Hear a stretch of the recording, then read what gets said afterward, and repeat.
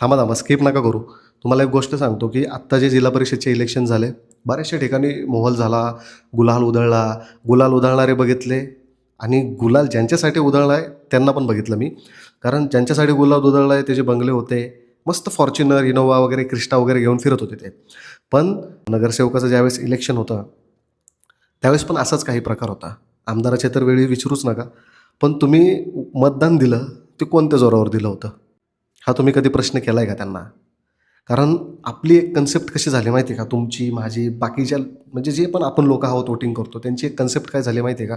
की समजा आता माझ्या जातीचा एक माणूस कॅन्डिडेट आहे, तो उभा राहिला आहे आणि त्या कॅन्डिडेटला मत करायचं आहे, तर एक समाज एकत्र येतो आणि त्याला वोट करतो. का वोट करतो? का तर तो आपल्या कास्टचा आहे. Caste pride. आणि त्याच्यानंतरनं काय होतं ना, की त्याला वोट केल्यानंतरनं तो माणूस समजून जातो, की ही आपला जो समाज आहे तो आपल्याला वोट करणार आहे. बाकीच्या समाजाचं मला माहीत नाही. तो वोट करणार आहे, त्याच्यातून तो निवडून येणार आहे. मग त्यात तो त्याचा बेनिफिट बघतो. मग त्याच्यामध्ये तुम्हाला अडकवतो कसं माहिती आहे का? ज्या ज्या समाजाचा वोट घेणार ना तो त्या समाजाच्या असेल, जे पण महापुरुष असतील, त्यांची जयंती साजरी करणं, त्यांचे कार्यक्रम भरवणं. पण तुम्हाला तो हे गोष्टी सांगणार नाही, की तुमची हेल्थ, तुमचं फूड, तुमचं जे पण एन्व्हायर्नमेंट आहे, जे निसर्गाने आपल्याला दिलेलं आहे, त्याच्याबद्दल तुम्हाला बोलणार नाही तो. चांगले रस्ते ह्याच्याबद्दल बोलणार नाही.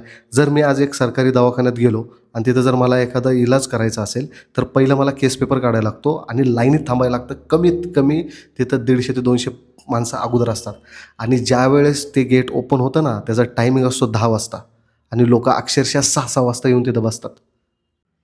कोणाची चूक आहे? ही आपली चूक आहे. कारण आपण त्यांना बोलत नाही. आपण ॲडजस्टमेंट करून घेतलंय स्वतःला. काय ॲडजस्ट करतो आपण स्वतःला?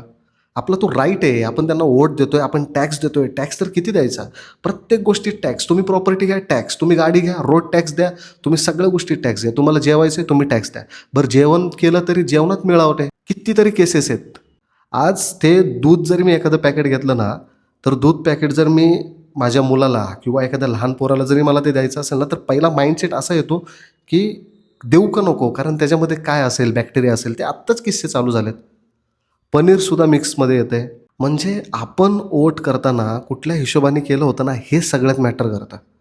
आणि त्यात आहे ना, पॉलिटिशियन्सवाल्यांची काही चूक नाही. कारण त्यांनी आपली नाडी ओळखली, की ह्या माणसाला कुठं दाबायचं आणि कुठून वोट घ्यायचं आणि इथंच चुकलोय आपण.